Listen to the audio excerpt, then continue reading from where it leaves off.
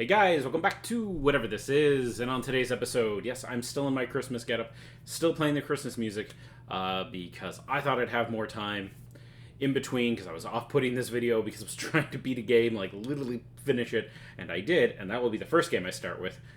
But none of this in any given order, just games I beat this last year.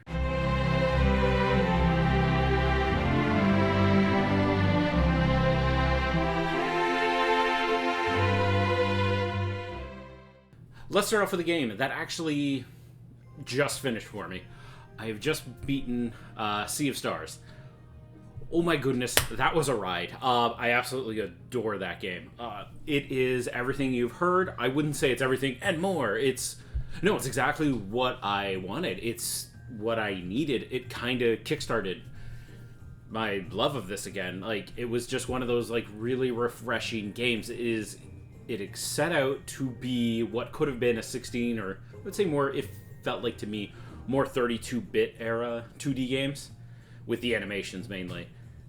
But what could you have done then? But that didn't get done.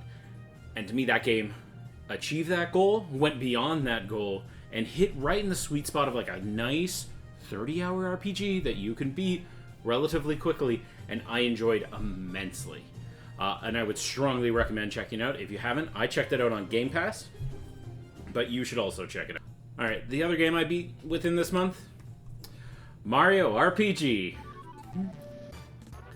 I absolutely love this game. I played it at my friend's house years ago. I had a summer where he had two TVs next to each other, like kind of like a small 13-inch, and then like this really old wooden like 20-inch TV that he would play his Dreamcast stuff on. So I would come over, let him like play, I don't know, Jet Set Radio all day because he was curious about it and we were talking about it. I bring it over and then I just sit next to him and play Mario RPG, and then we'd like help each other out. It was a lot of fun. And this game always held that memory of like, I remember playing in the Super, I loved it. The prices on the retro market, even when I thought it was too expensive, are still too expensive. This is the best in between, and they nailed the look, the feel, the vibe of Mario RPG. I absolutely loved it. I don't know anyone who doesn't. The music's great. The biggest sad point ever is he's not a frog. It's just sadness. It's okay. But that was Mario RPG. Easily, I love this game this year. And that one also just came out this year. And let's get on to the next game. Oh, look, Spider-Man 2. Oh, wait, not this one. Oops. So I don't have my physical copy anymore. I satisfactioned it because I just wanted to beat the game really quickly. And I did. I beat it in a weekend. It was a good time.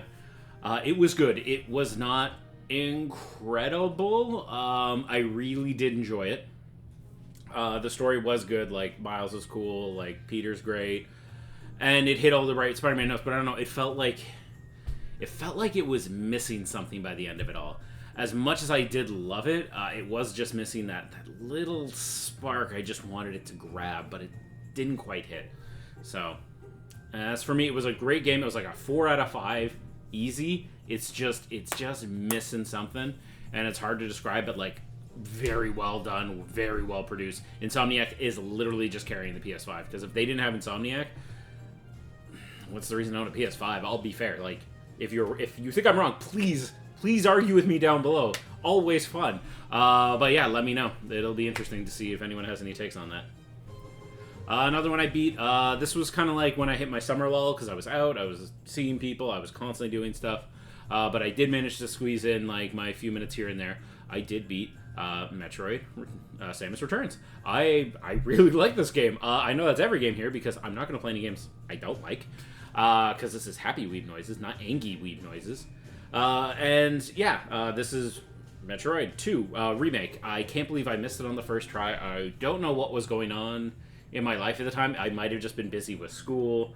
I remember helping my friend get the amiibos, because like Metroid is his jam through and through. It is in that man's veins, and he could not find those amiibos, and I got lucky, walked across them in a Walmart. But this game was a fantastic 2D. I would have said it was the best one, and then Dread came out last year, and I beat that one last year. But if you play Dread, play this one shortly after. You'll have a great time. Same studio. And I know there was issues with them, like not crediting people. I am super hoping we get to see another one, but we'll have to see what Nintendo has in store. Another game I managed to beat in a weekend was Mega Man The Wily Wars. This is the retro bit remake copy that they did using what they called the North American version. It was a really cool anniversary. They fixed the slowdown entirely from the Sega Genesis Mini, which is right behind me. They took that version and threw it on a cartridge. Which my only issue with that problem with that version of the game is I was so used to the slowdown, it threw me off when I started playing without it. I was like, oh, right. The game works right now. Oh, I'm used to the slowdown. Which made the game easier in some instances, made it harder in others. But I got used to that, and then when you take that away, you're like, well, time to relearn. Joy! Remake of Mega Man 1, 2, 3. I'm sure you've heard it before from somebody else on the internet, and it came with a whole bunch of little goodies on the inside, which I thought was super fun. I'll show pictures as I'm talking about it. I just have Proto Man there on the cover because it's a slipcover that you can change around. One fun thing is there's a sticker here to like seal it, and it's Mega Man's face, and I couldn't bring myself to like nip it, so I opened it from the bottom because that was just a normal sticker. This one was like a special one, and I'm like, I don't want to ruin it. I feel bad about it. Another game I managed to beat was Ape Escape 3. This game was a ton of fun. I beat it a little earlier on in the year. Loved it. I put it on my list of games I wanted to beat. There's a few in here. I'm just going to put that there. This was on my list. I really enjoyed it. It's funny looking at the translation of this game, because I don't think Sony really cared about this game, because it came out in 2006. So really late into the PS2's life. It just kind of came out and that was it. And it feels like you can kind of tell in the translation that nobody was paying attention to them, because they have some stupid names in this game that is chef's kiss as far as puns are concerned. But the fact it got back past some translators, or they just did a pass on it and went, yeah, get out the door, we have to because Sony Japan tells us to.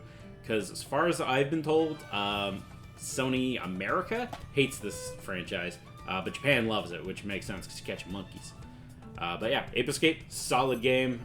Resident Evil 4 Remake. I did switch over to the Xbox copy, as basically I play everything on the Xbox now. It's also going to force me to replay through the game again, which is what I want.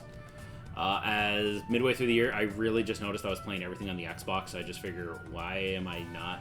It just felt awkward with me, because I was just playing things on Xbox, and then I would like get the new stuff on the PS5, but then like, why not just get everything for the Xbox? So this was a turning point this year for me where I just went, to heck with it, let's start collecting Xbox stuff.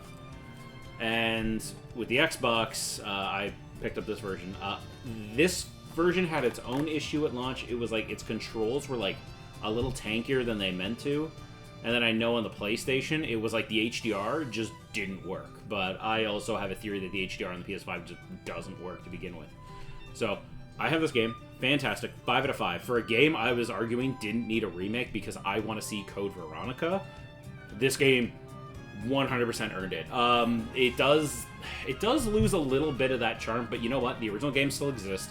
It's also still really good. But I agree with every choice they've made because it was a tonal reason. And I'm okay with tonal reasons. And Resident Evil, easy. 5 out of 5. And then Atelier Ryza 2.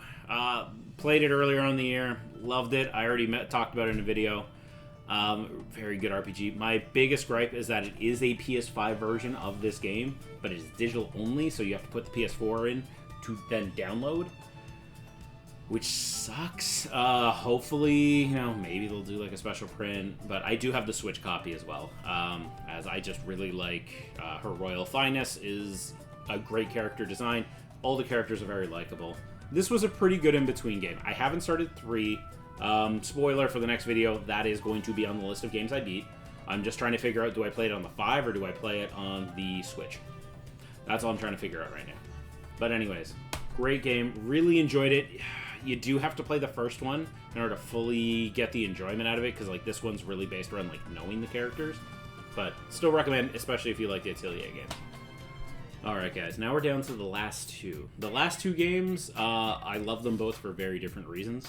One is very nostalgic, but like an incredible combat system that I can't believe they managed to figure out. And then the other one is a masterful throwback to a game I already referenced in this video. So we'll start with the nostalgic one. Dragon Ball Z Kakarot for the Xbox. If you see this game on sale, I promise you an excellent, excellent time. I can't get over how much I like this game and all the DLC they keep pumping out. Every time I think, cool, we got the history of Trunks, we can't go any harder than this. And then they do Bardock, and then they did Dragon Ball World Tournament. Like, Dragon Ball. Like, I can't believe they did that. So, the DLC alone is worth it, and I'm hoping one day that there's like a complete copy, because I would kill for that. But the base game is okay, it goes through the original, but the combat's really, really good and really enjoyable. I would recommend the DLC, like, even just DLC Part 1, really, just to get the easy level up, so you can kind of just blast through the story, and then get to the cool stuff, which is the DLC, especially the history of Trunks. They nailed it there. The Bardock one is on the list. Like, all the new DLC that they've released is going to be stuff I want to tackle, and I need to tackle as soon as possible. But it is one of those games where it is absolutely fantastic, and I hope you check. Now for my last one, and instead of going, like, making a Game of the Year video and all that, because I'm clearly behind, I'm just going to tell you my Game of the Year is completely out there, makes no sense, but I'm going to do it anyways. My easy Game of the Year is Bomb Rush Cyberpunk. As part of the reason why I was trying to delay this video was I was hoping this would show up on time. But I guess the Xbox copies got delayed. And yes, there is a physical Xbox copy of this game. This is at least how I know, like, even if we're nearing the end of physical copies, like, the writing is on the wall. I'm not stupid. But at least I'm gonna get some cool stuff out of it. Let's go. I love Bomb Rush Cyberpunk. It is everything I adored about Jet Set Radio Future. That I'm hoping that actual sequel that got announced, I can't believe that one either, actually, like, follows through with. So literally now we're at a crossroads with Sega. Who does it better, the fans or the actual company? So they actually should look to this game to see, like, ideas on how they should tackle stuff. Or they just lean right into Jet Set Radio Future, because I think that's actually the most, like, easy way to, like, push forward with the franchise. But Bomb Rush Cyberpunk is a very special game with a wonderful soundtrack, oozing with style everywhere. It feels like the Jet Set Radio game we never got. And I'm glad we actually got it. The music's good, the style's good, the characters are good. If you remotely had interest in Jet Set Radio Future, or Jet Grind Radio, or just Jet Set Radio, check this game out. Easily my Game of the Year, without a doubt. I've already bought in this game twice. Once on the Xbox, once on the Switch, and now I have the physical one for the Xbox, because I knew that would be harder, and I will probably pick it up for Switch again. Love it. Love it to pieces. Easy. 5 out of 5. Is it completely biased? 100%. But this is my channel, and I get to do that every once in a while. So this is my Game of the Year recommendation. Even if you don't really have that interest in it, check out the soundtrack. It's incredible. I've even shown it to people who have no interest in video games. They're like, yo, the soundtrack slaps. I'm like, absolutely. Let's go. But anyways, guys, that's it for this week's video. These have been my games that I have beaten this year personally, and my Game of the Year is Bomb Rush Cyberpunk. And hopefully you'll kick around for another year, and I hope you're enjoying it. Please let me know down below, what was your Game of the Year? What was something you beat that was really interesting? But you can just let me know down in the comments below. I'll make sure to reply. Alright guys, take care. Have a good one.